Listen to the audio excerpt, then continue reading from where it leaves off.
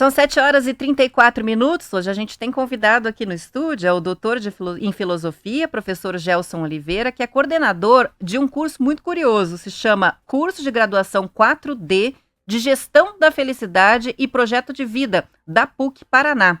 Bom dia, seja muito bem-vindo. Bom dia a todos os ouvintes, prazer imenso estar aqui com vocês. A gente vai falar sobre felicidade no trabalho, né? Isso. Mas antes de tudo, eu queria entender o que é o curso. O que ensina o curso de gestão da felicidade? Então, e tem aqui uma demanda interessante que vem, digamos assim, da sociedade, né? A sociedade está querendo falar de felicidade. Não sei se todo mundo já se deu conta que é um dos assuntos mais badalados, né, dos últimos tempos. E isso também no mundo das empresas.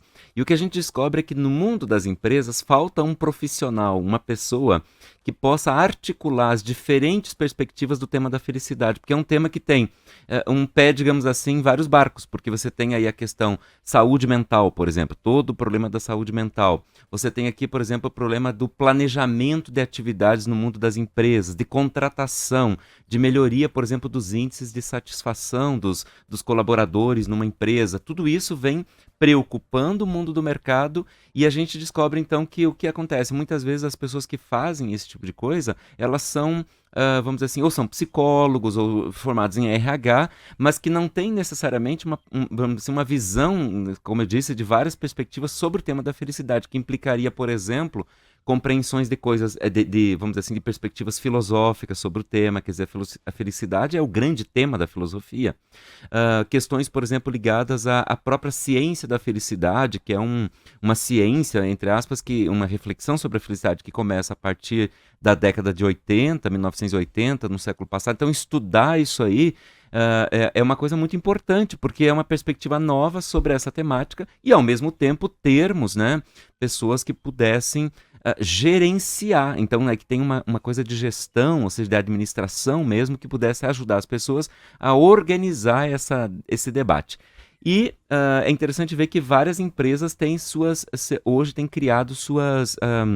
vamos dizer assim, seus departamentos, para dizer uma palavra mais fácil, que trata desse assunto. Nós temos empresas que têm, por exemplo, diretorias de felicidade, né?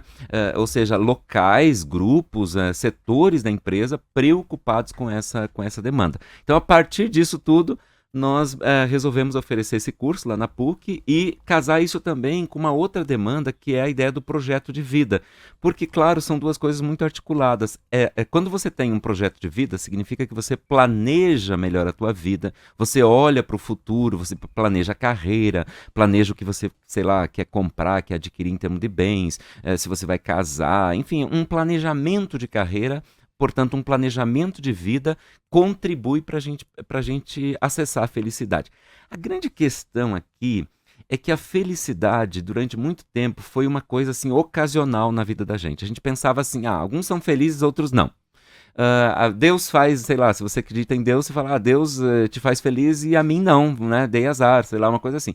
E cada vez mais, com essa ideia da ciência da felicidade, com essas reflexões todas, a gente vai concluir que isso não é verdade. Que a felicidade também é um planejamento, também passa por uma preparação, por uma estratégia. Portanto, eu preciso ter uma estratégia que vai das pequenas coisas do dia a dia, quer dizer, tempo que eu tenho para, por exemplo, detox digital, para eu me dedicar aos meus afetos, às pessoas que eu realmente amo. Hoje mesmo li uma frase, né? Feliz é quem ainda pode tomar café com a sua mãe.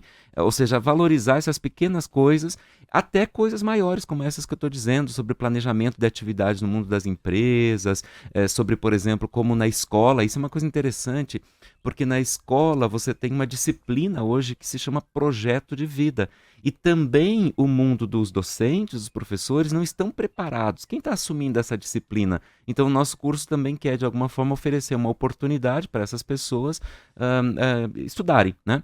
E, por último, a questão ainda do mundo religioso, porque você tem todo o mundo das paróquias, das comunidades religiosas, das igrejas, que também tocam, vez ou outra, nesse tema, e não tem preparação para isso. Então você vê que é uma visão bastante ampla do assunto. Eu estava pensando mais no ambiente de trabalho, mas pelo que eu entendi, é algo que pode ser aplicado em diferentes esferas aí de atividades da pessoa, né? Isso. O fato é que a carreira é uma parte bem importante da vida, isso é um fato, né? E que pode ou impulsionar essa qualidade de vida ou auxiliar essa pessoa a se sentir mais satisfeita ou feliz, ou destruir de vez, né? O volume, né, de pessoas com doenças ocupacionais ou com transtornos de saúde mental que são potencializados ou pioram muito em função da sua rotina de trabalho, só aumenta. Isso a gente tem noticiado bastante, né? Como o ambiente de trabalho, ele ou oportunidade de ser mais feliz, ou um ambiente que é extremamente danoso para a pessoa, e como identificar se é possível reverter isso ou simplesmente a pessoa tem que trocar de trabalho. Roberto, isso é um grande problema, é uma questão muito séria. Todos nós devíamos pensar muito sobre como é que o trabalho, qual é o lugar que o trabalho ocupa na nossa vida, né? Por quê? Porque justamente o equilíbrio entre o modo como eu trabalho, o tempo que isso ocupa na minha vida, etc., e o meu mundo pessoal, né? Como eu disse, o modo como eu me relaciono com os meus afetos, que eu dedico às minhas coisas particulares, o modo como eu equilibro isso, hoje em dia, é um dos assuntos mais centrais na questão da felicidade. Ou seja, desse equilíbrio, da capacidade que eu tenho de equilibrar esses dois lados, depende muito a minha saúde mental, o meu bem-estar, minha satisfação, minha sensação de que eu me realizo como ser humano. O trabalho tem uma visão negativa ao longo da história. A própria palavra trabalho, ela vem daquela ideia do tripalho, né, que é um castigo. Né? Por quê? Porque vem de uma sociedade lá do passado que não valorizava o trabalho. Que trabalhar era sacrifício. Sacrifício, né? E era uma coisa para alguns. Então, aqueles que devem se sacrificar, que merecem se sacrificar, enquanto outros não, né? Então, no mundo grego, mesmo no mundo cristão medieval, havia toda essa visão. Com a ascensão de uma nova classe social, nós sabemos aí dos livros de história, a burguesia, né? Que começa a aparecer no final da Idade Média, início da Era Moderna, século XIV, XV, começa a aparecer uma mudança também na visão do trabalho, de tal forma que já a partir do século XX, XIX, XX, nós podemos dizer que o trabalho ele demanda uma reinterpretação. O trabalho é o que, no fundo? Se você pegar, por exemplo, um dos maiores teóricos do trabalho, que é o Karl Marx, ele vai dizer que o trabalho é a realização plena do ser humano. É o modo como nós, na relação com a natureza, alteramos a natureza. Então, trabalhar é alterar a natureza, portanto, vencer vamos dizer assim, aquelas imposições do mundo natural sobre nós, para que a gente possa se realizar como ser humano. Então, o trabalho tem que ser revisto. A primeira coisa que nós temos que nos perguntar, quando a gente acorda cedo e vai trabalhar, no meu ponto de vista, é o que isto significa na minha vida. Mas não no sentido assim, eu quero ganhar só um salário. Isso é muito importante, salário, todos nós queremos bons salários, queremos plano de carreira, tudo isso é muito importante. Mas ressignificar o trabalho significa entender que aquilo que eu faço tem uma repercussão além da minha própria vida. Pode, por exemplo, contribuir para a vida de outras pessoas, pode contribuir, por exemplo, como você aqui no rádio, para o bem da sociedade. O trabalho tem uma função social. O trabalho pode, por exemplo, quando eu limpo uma rua, por exemplo, eu estou contribuindo para o bem da sociedade. Eu posso, portanto, pensar que aquilo que eu faço, de alguma forma, tem uma função social. E que tem uma coisa maior, tem uma causa por trás disso. Então, quando eu penso isso, eu acho que a gente pode entender que esse sacrifício inicial, na verdade, não é um sacrifício, é um jeito que eu tenho de participar da vida social, um jeito que eu tenho de participar do mundo no qual eu vivo e não passar de uma forma despercebida. E com isso, claro, eu preciso ter medidas que me ajudem a organizar melhor esse tempo que eu passo no trabalho. Como é que eu faço para esse lugar, essa experiência, enfim, esse tempo que eu estou aí, é que ele seja valoroso, que ele seja bom, que ele seja agradável, né? Isso depende, Roberta, por exemplo, dos gestores, depende dos líderes. Os líderes têm um papel fundamental. Quem coordena uma equipe, ele tem que ajudar essa equipe a construir esse espaço, vamos dizer assim, colaborativo, de realização, de autorrealização. Então isso passa por promoção das pessoas, por democracia, né? As pessoas poderem opinar, contribuir, por exemplo, nas suas tarefas, dizendo, eu acho isso, acho aquilo, espaços de transparência. para que no fundo o trabalho seja um lugar amoroso. A palavra parece meio clichê, mas eu li isso num livro muito interessante da Bell Hooks, que é uma filósofa norte-americana, que se chama Tudo sobre o Amor. E quando ela escreveu Tudo sobre o Amor, ela não esqueceu de falar do trabalho, olha que interessante. E ela diz isso, que o lugar tem que ser um lugar amoroso, ou seja, eu tenho que gostar de ir lá, gostar de estar com aquelas E a pessoas, né? amorosidade não é necessariamente abraços, beijos, Não. festas, não é isso, né? Às A vezes pode amorosidade ser, ela é vamos muito dizer. ampla, né? Claro, é muito mais amplo. Quer dizer, É o acolhimento, isso. é a compreensão. Queria colocar um ponto que é o seguinte: todas as vezes que a gente vê reportagens que falam sobre alta rotatividade nas empresas, a dificuldade principalmente das novas gerações de se manter no emprego de forma satisfeita e o crescimento de doenças ocupacionais, burnout, esgotamento, né? A gente vê que nessas pesquisas é perguntado para as pessoas qual é a coisa que faz mais diferença e quase sempre a resposta é salário e promoção, é cargo, é isso, né? A impressão que dá é uma resposta de quem está no piloto automático, porque é lógico que a pessoa precisa ser decentemente remunerada de forma justa pelo que exerce.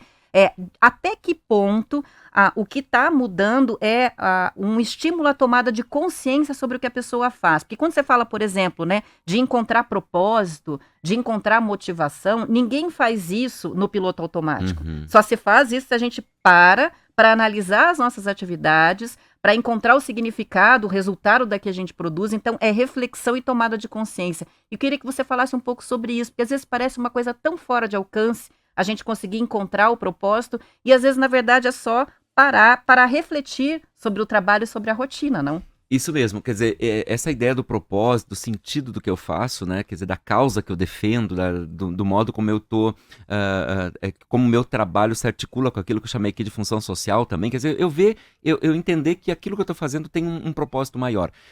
Isso é muito importante porque me ajuda naquilo que eu falei de ressignificação do meu trabalho.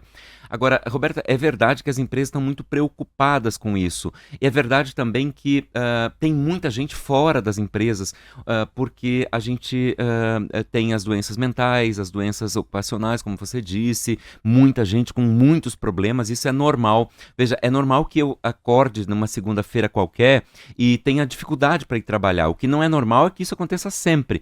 Então, eu preciso me cuidar, então preciso ter estratégias, como eu disse, para eu ir, vamos dizer assim, lidando bem com essa, às vezes com certo desânimo. Por exemplo, uma das coisas que mais atrapalha bem-estar no trabalho são os relacionamentos pessoais, seja com o meu chefe, seja com o meu colega. Eu preciso melhorar isso, construir, entender, por exemplo, que aquilo é só o trabalho, que aquilo, por exemplo, é um espaço que não é o todo da minha vida. Muitas vezes a gente se asfixia, né, no ambiente do trabalho. Às vezes aquele ambiente está um pouco poluído. A gente precisa sair lá fora, respirar um pouco de ar, ver que tem coisas mais importantes na vida da gente. Então, cuidar das relações, melhorar, por exemplo, a comunicação no mundo do trabalho é uma coisa muito importante, porque às vezes as comunicações vão naquilo que você disse do piloto automático, e as pessoas vão falando coisas, vão ofendendo umas às outras, criando atritos no mundo do trabalho. Por quê? Porque não refletem sobre a comunicação. Existe um livro muito famoso, se chama Comunicação Não Violenta,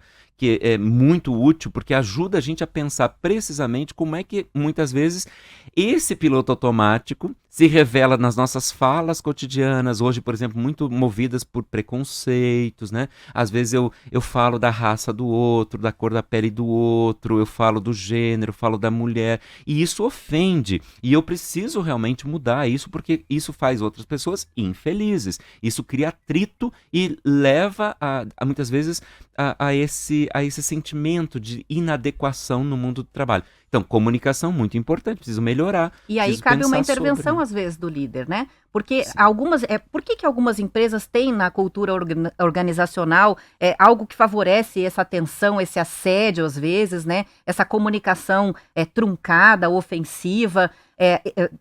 Como fazer esse diagnóstico e como que uma liderança, um líder consegue reverter isso? Existem dois modelos de empresa, no meu ponto de vista. Um modelo de empresa é o modelo do passado, é o modelo funcionalista. Ele é um modelo de engrenagens. Ele vem lá da época, vamos dizer, do início da Revolução Industrial, quando o funcionário, olha a palavra, era funcionário. Ele exerce uma função no mundo da empresa. Essa empresa é quadrada, ela é gerenciada de cima para baixo, você tem uma visão muito vamos dizer assim, muito empoderada do chefe, do líder, né?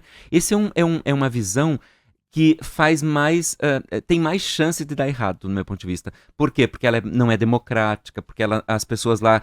Veja, o exemplo é bem típico. Se eu fui contratado para limpar o chão de uma sala e outra pessoa foi contratado para apagar a luz, se eu chego nessa sala e o fulano não apagou a luz, no modelo tradicional de empresa do passado, eu vou lá e reclamo para o chefe, ele chama a atenção dessa pessoa que não apagou a luz, uma vez, duas vezes, depois ele demite, troca a peça, coloca outra peça no lugar.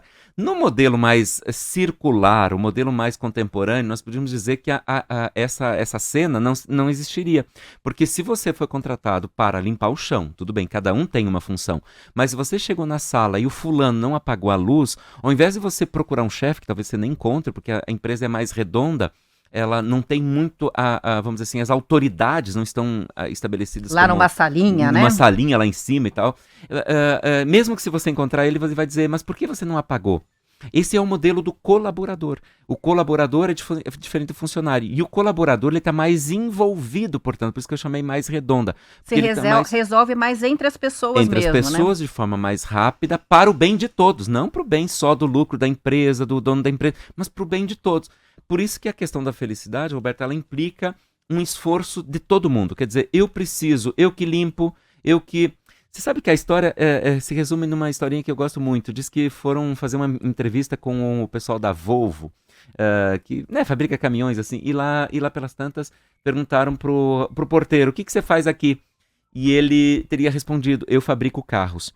E eu achei linda essa ideia. Significa, ele não respondeu, eu confiro crachás, eu abro portas. Ele entende o todo. Ele entende o todo. Isso que é bonito. Será que na minha empresa, a pessoa que limpa o banheiro da minha empresa, ela entende o que ela está fazendo? Qual é o propósito maior? Se eu trabalho numa escola, eu educo gente. Se eu trabalho num rádio, eu informo as pessoas com compromisso com a verdade. Enfim, eu tenho que entender isso. Essa sensação de pertencimento, né? E como ela é importante, para a própria saúde mental, né? A gente tem um psiquiatra, o Dr. Kleber, que vem aqui sempre falar sobre prevenção de suicídio, felicidade, e ele sempre fala desse pertencimento.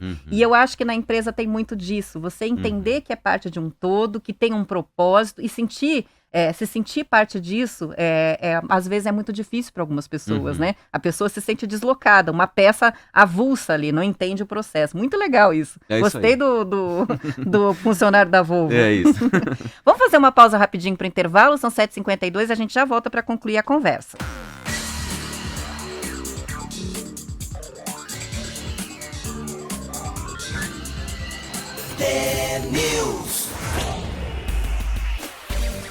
São 7h54. A gente hoje está com o doutor em filosofia e professor Gelson Oliveira, ele que é coordenador do curso de graduação de Gestão da Felicidade e Projeto de Vida da PUC Paraná. Esqueci de perguntar, lá no comecinho, quando a gente fala graduação 4D, relacionada ao uso de tecnologia, o que é graduação 4D? Isso mesmo, Meta. É uma graduação 4D porque não vamos dizer assim, um produto que tem 4 perspectivas. Por exemplo, tem mentoria, tem uso de tecnologia, mas também tem aulas de alguma forma presenciais, no sentido, não presenciais no sentido de ser presenciais, mas vamos dizer assim, síncronas, como a gente diz, quer dizer, entrevista com o pessoal do mercado. Então são 4 dimensões que fazem com que esse curso, que é EAD, que é à distância, portanto, não tem nada presencial, é totalmente à distância, tenha uma experiência, vamos dizer assim, mais interessante, mais rica e mais, eu acho, mais profunda do processo educativo. Então, são cursos, esse é um deles,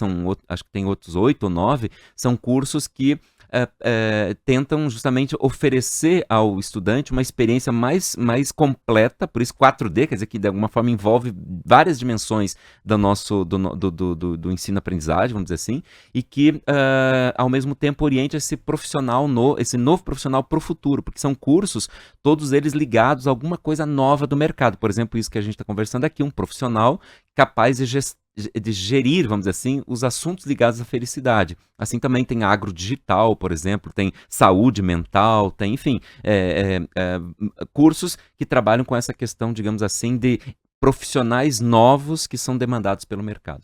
Esse curso, ele é um curso de graduação, de Isso, ensino superior. tecnólogo. Ah, é tecnólogo. É, Quanto tempo tem o curso? 2 anos. É um curso que a pessoa pode fazer logo depois do ensino médio, ou é mais recomendado para profissionais que já atuam, de certa forma, na área corporativa, como você citou, ou relações, Uhum. ou Relações de recursos RH, humanos, recursos RH. humanos, ou então alguma área afim aí. A gente tem diferentes perspectivas, porque, por exemplo, um desses cursos aí é economia digital, por exemplo. Economia digital, quem está chamando mais atenção? Claro, o pessoal mais jovem que quer entrar nesse mercado da produção digital, etc, né? O nosso curso, ele foi pensado no início para pessoas mais jovens, então eles são, né, esse é o primeiro público, mas com o desenvolvimento, o desenrolar digamos assim, da oferta, a gente descobriu que há muitos profissionais que já estão no mercado e que querem se especializar nesses temas, porque a gente tem essas disciplinas como História da Felicidade, Fundamentos da Felicidade, né? Toda a parte de gestão, então coisas ligadas à administração. Até para gestores, né? Até para Diretores. gestores. Essa que é a questão, até para gestores, porque tem oportunidade. A gente tem disciplina, pra você ter uma ideia, como detox digital, como personal stylist, por exemplo, como é que a tua imagem numa empresa, né? O modo como você se veste, como isso influencia no modo como você é visto pelos outros. Você tem, por exemplo, uma disciplina sobre pets, né? Quer dizer, o que os animaizinhos que convivem com a gente, como eles contribuem para a felicidade. Tem uma Olha que pegada. legal. Então, isso é interessante também no 4D, que você pode montar, são várias disciplinas que são ofertadas, você pode montar a tua trilha, vamos dizer assim, de ensino, do jeito que você mais gosta, digamos assim, daquilo que mais te chama atenção. A gente tem notícia de que várias empresas já estão, inclusive, criando um cargo que fora do Brasil se chama o CHO, né? E que, na verdade, traduzindo, é o diretor de felicidade. Isso. É recomendado para uma pessoa que ou já ocupa ou que está sendo cotada para ocupar um cargo assim? Nós temos um gestor da felicidade muito famoso, né, de uma empresa cervejeira que todos nós bebemos e que... Ah, mas daí é fácil, né? Felicidade numa empresa de cerveja. É interessante que é um setor novo, né? E essa pessoa, inclusive, a gente convidou para participar do curso, porque justamente veja, essa é um pouco a tendência, né? Que as empresas, de novo, vejam bem, qual é o problema? É que tem um diagnóstico aqui. O diagnóstico é que tem muitas pessoas insatisfeitas, com doenças ocupacionais. Sabe, Roberto, tem uma outra coisa que eu acho mais interessante a gente pensar também, que tem outro que é aquele que não está doente, mas ele vai se arrastando para o trabalho. Tem uma expressão inglesa que se chama-se quiet quitting, né? Essa demissão silenciosa. Esse é o que mais faz mal. Só tá o corpo indo, Só né? o corpo. Então ele não se integra com nada, ele não se engaja, seja por um cansaço, seja por um... Então é aquele que está lá, mas não está. Esse é o que mais prejudica muitas vezes a empresa, é o que mais, inclusive, prejudica a si mesmo, porque ele não tem... Você sabe que tem um livro também que se chama Bartleby, o Escriturário. Ele é do Herman Melville, um escritor muito conhecido. Bartleby se escreve com Y no final, e conta a história de um cara que tudo que oferecem para ele diz o seguinte: eu preferiria não, né? Vamos fazer tal coisa? Ele fala, eu preferiria não, é a frase dele. Só que essa frase, nesse verbo conjugado assim, eu preferiria, ela demonstra que o cara tá tão cansado, que nem não ele diz. Sabe aquele tipo de gente? Assim, eu preferiria tá não largado, ir. Né? Se me obrigarem, eu vou, mas eu preferiria não. Isso é uma coisa, um horror, assim, é um prejuízo enorme para as pessoas, porque o caminho disso, final, é uma doença mental, é uma coisa mais grave, que vai precisar de uma licença, de um tratamento, e para a empresa, para a corporação também é um prejuízo imenso, né? Faltou tempo para conversar, vamos ter que marcar outra entrevista com o professor Gelson. São 8 horas, eu vou encerrando por aqui. Muita gente mandou mensagem que gostou da conversa, vai para o nosso canal do YouTube. Esse é o professor Gelson Oliveira, filósofo, professor de graduação 4D de Gestão da Felicidade da PUC Paraná. Eu encerro por aqui, uma boa quarta-feira para os ouvintes, espero por vocês amanhã. Obrigada pela entrevista. Obrigado, um beijo a todos.